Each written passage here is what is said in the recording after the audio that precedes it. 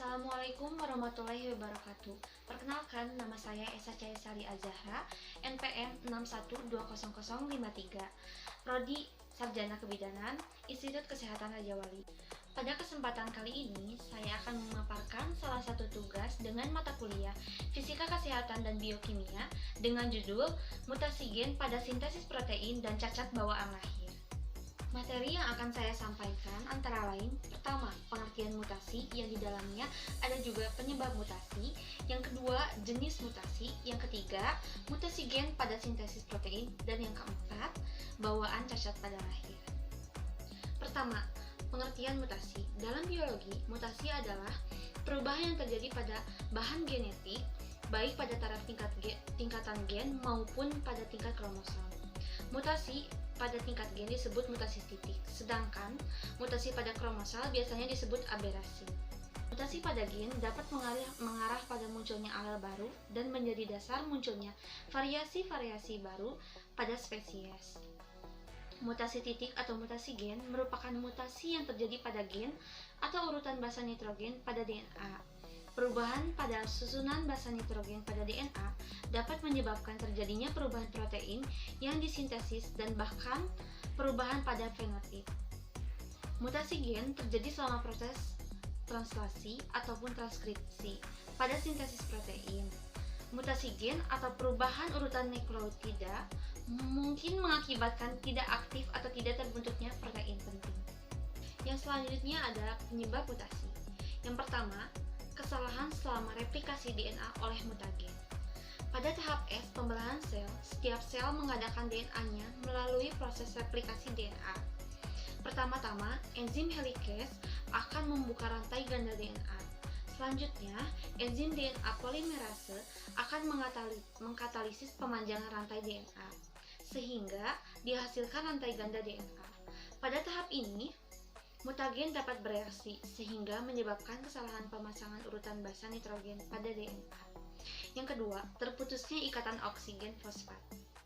Mutagen dapat menyebabkan terputusnya ikatan antara oksigen dan fosfat, sehingga bagian pangkal DNA yang putus akan tersambung dengan potongan DNA yang lainnya. Akibatnya, protein yang disintesis dapat mengalami perubahan. Yang ketiga, substitusi pasangan basa. Substitusi pasangan basa merupakan penggantian basa nitrogen dengan basa nitrogen yang lain. Substitusi pasangan basa dibedakan menjadi transisi dan transversi. Yang terakhir, yaitu perubahan jumlah basa. Mutasi gen dapat disebabkan karena terjadinya perubahan jumlah basa nitrogen akibat peristiwa adisi, inserasi maupun delasi.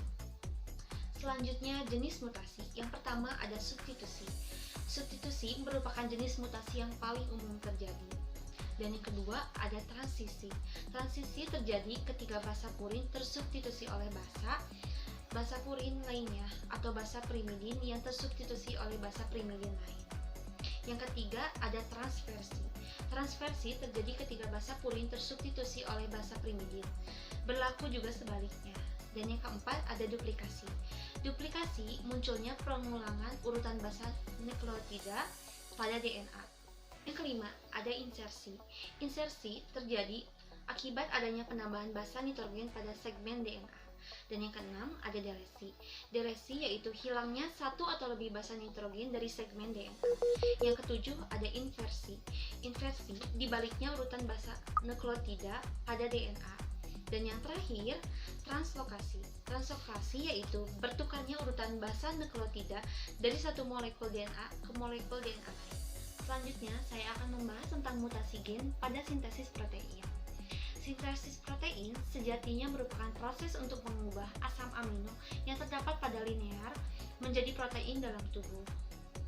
Di sini, peran DNA dan RNA menjadi penting karena memiliki keterlibatan dalam proses. Molekul DNA adalah sumber pengkodean asam nukleat untuk menjadi asam amino yang menyusun protein, tidak terlibat secara langsung dalam proses. Sementara molekul RNA adalah hasil transkripsi dari molekul DNA pada suatu sel. Molekul RNA inilah yang kemudian ditranslasi menjadi asam amino sebagai protein. Ada 3 aspek penting dalam mekanisme sintesis protein, yakni lokasi berlangsungnya sintesis protein pada sel, mekanisme berpindahnya informasi atau hasil transformasi dari DNA ke tempat terjadinya sintesis protein, dan mekanisme asam amino penyusun protein pada suatu sel berpisah membentuk protein-protein yang spesifik. Sintesis protein berlangsung di dalam ribosom, salah satu organel yang berukuran kecil dan padat dalam sel juga nukleus, dengan menghasilkan protein yang non-spesifik atau sesuai dari mRNA yang ditranslasi ribosom sendiri. Proses pembuatan protein. Pada dasarnya, sel menggunakan informasi genetik atau gen yang terdapat di DNA untuk membuat protein. Proses pembuatan protein atau sintesis protein ini dibagi menjadi 3 langkah, yaitu transkripsi, translasi, dan pelipatan protein. Yang pertama, transkripsi. Transkripsi merupakan proses pembentukan RNA dari salah satu pita cetakan DNA, yaitu DNA sense. Pada tahap ini akan menghasilkan 3 jenis RNA, yaitu mRNA, tRNA, dan rRNA. Seperti pada gambar, tahap ini berlangsung di dalam sitoplasma dengan diawali proses pembukaan rantai ganda yang dimiliki oleh DNA dengan bantuan enzim RNA polimerase. Pada tahap ini, ada rantai tunggal yang bertugas sebagai rantai sense, sedangkan rantai lain yang berasal dari pasangan DNA dinamakan rantai antisense. Yang kedua yaitu transkripsi. Tahap transkripsi sendiri dibagi menjadi 3 tahap.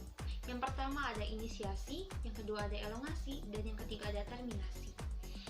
Yang pertama, inisiasi. RNA polimerase terikat pada untayan DNA yang disebut promoter, yang ditemukan di dekat awal dari suatu gen. Setiap gen mempunyai promoternya tersendiri. Setelah terikat, RNA polimerase memisahkan untayan ganda DNA, menyediakan template atau cetakan untayan tunggal yang siap untuk ditranskripsi. Selanjutnya ada elongasi. Elongasi yaitu suatu untayan DNA, untayan cetakan, bertindak sebagai cetakan untuk digunakan oleh enzim RNA polimerase. Sambil membaca cetakan ini, RNA polimerase membentuk molekul RNA keluar dari nukleotida, membuat suatu rantai yang tumbuh dari 5 ke 3. RNA transkripsi membentuk informasi yang sama dari untayan DNA non-template atau coding. Dan yang terakhir ada terminasi. Terminasi adalah urutan yang memberikan sinyal bahwa transkripsi RNA telah selesai. Setelah ditranskripsi, RNA polimerase melepaskan hasil transkripsi RNA. Dan yang terakhir pada proses pembuatan protein ada translasi. Translasi merupakan proses urutan nukleotida dalam mRNA yang diterjemahkan ke dalam urutan asam amino dari rantai polipeptida. Selama proses ini, sel membaca informasi pada messenger RNA atau mRNA dan menggunakannya untuk membuat sebuah protein. Ada setidaknya 20 macam jenis asam amino yang dibutuhkan untuk dapat membentuk protein yang berasal dari terjemahan kodon mRNA. Pada sebuah mRNA, instruksi untuk membuat polipeptida adalah RNA nukleotida, adenin, urasil, sitosin, guanin, yang dibaca dalam kelompok 3 nukleotida. Kelompok 3 ini disebut kodon. Dan yang terakhir ada pelipatan protein. Rantai polipeptida yang baru disintesis tidak berfungsi sampai mengalami modifikasi struktur tertentu seperti penambahan karbohidrat ekor, glikolisasi, lipid, kelompok protestik, dan lain-lain. Agar menjadi fungsional, dilakukan dengan modifikasi pasca translasi dan pelipatan protein. Pelipatan protein dibagi ke dalam 4 tingkat, yakni tingkat primer, rantai polipeptida linier, tingkat menengah, alpha helix dan beta lipid lembar. Kemudian ada tingkat tersier, bentuk berserat dan bundar, dan tingkat quarter, protein kompleks dengan 2 atau lebih subunit. Dan ada juga catatan yang sedikit akan saya sampaikan, yaitu ada 61 kodon yang diketahui untuk asam amino. Setiap kodon itu dibaca untuk membangun asam amino tertentu dari 20 asam amino yang biasanya ditemukan di protein. Satu kodon, yakni AUG, mempunyai fungsi untuk membangun asam amino metionin dan juga bertindak sebagai start kodon untuk memberi sinyal mulai pada pembuatan protein.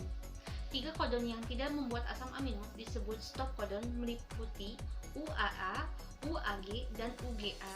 Ketiganya memberitahu sel jika pembuatan polipeptida telah selesai.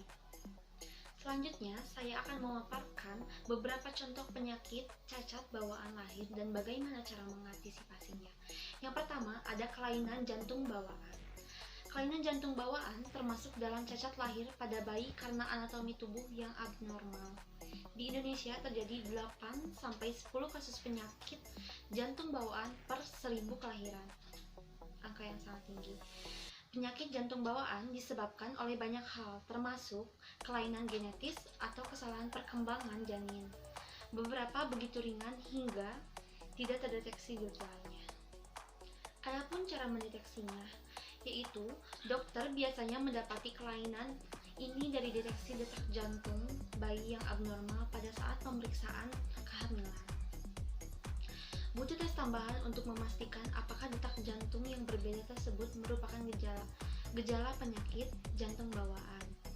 Cacat jantung yang serius jika tidak diobati akan menyebabkan gagal jantung, di mana jantung tidak mampu memompa cukup darah ke paru-paru maupun bagian tubuh lainnya. Adapun beberapa gejala yang dapat dideteksi. Yang pertama ada detak jantung cepat, yang kedua kesulitan bernapas, yang ketiga kesulitan makan yang berpengaruh pada berat badan, dan bengkak di kaki, perut, atau bagian mata kulit pucat. Adapun cara untuk mengantisipasi atau perawatan yang bisa kita lakukan jika bayi terdapat kelainan jantung bawaan, yaitu dengan cara dapat diobati dengan operasi, pengobatan medis, atau alat bantu untuk memacu kerja jantung. Adapun penyakit yang kedua yaitu clubfoot atau kaki bengkok. Clubfoot adalah kelainan bentuk kaki dan pergelangan kaki sehingga bentuk kaki bayi berbeda dari biasanya.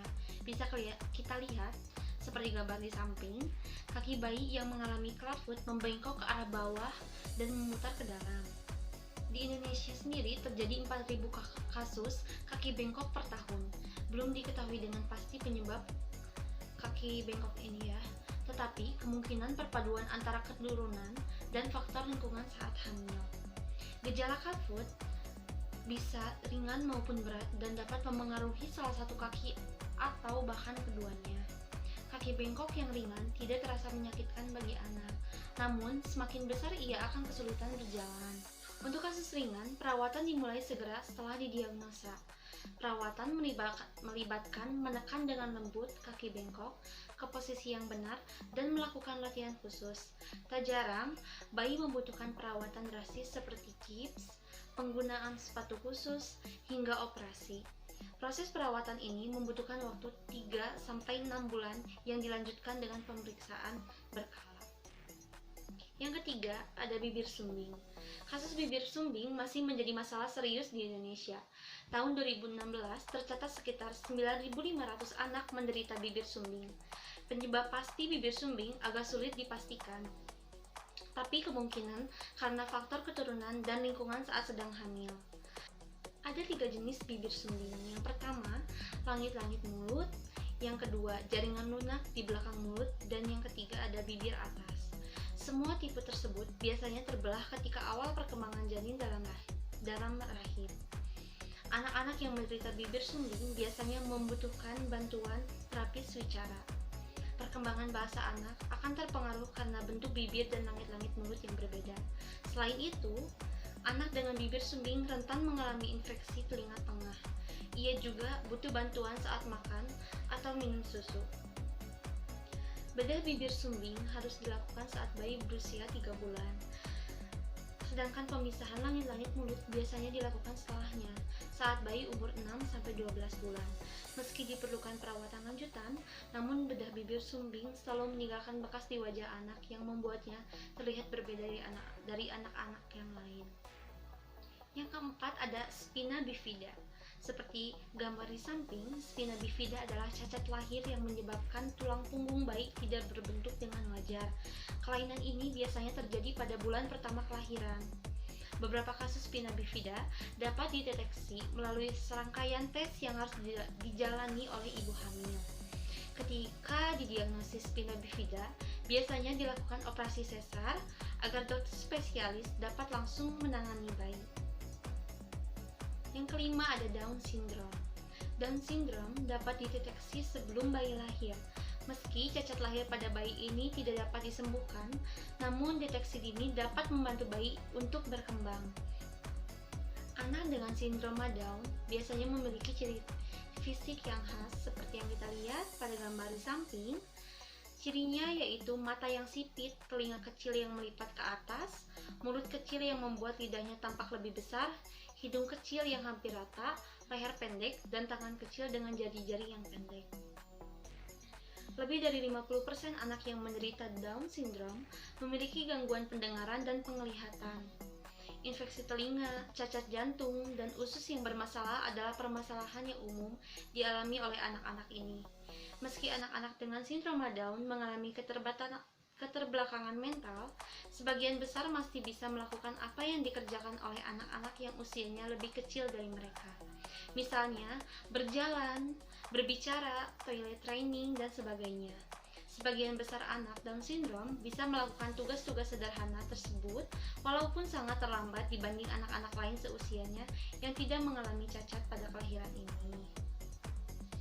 Sekian materi yang saya sampaikan tentang mutasi gen pada sintesis protein dan beberapa penyakit tentang cacat bawaan lahir dan cara mengatasi pasiennya. Mohon maaf bila ada salah kata atau pengucapan yang kurang tepat. Wabillahi taufiq wal hidayah. Wassalamualaikum warahmatullahi wabarakatuh.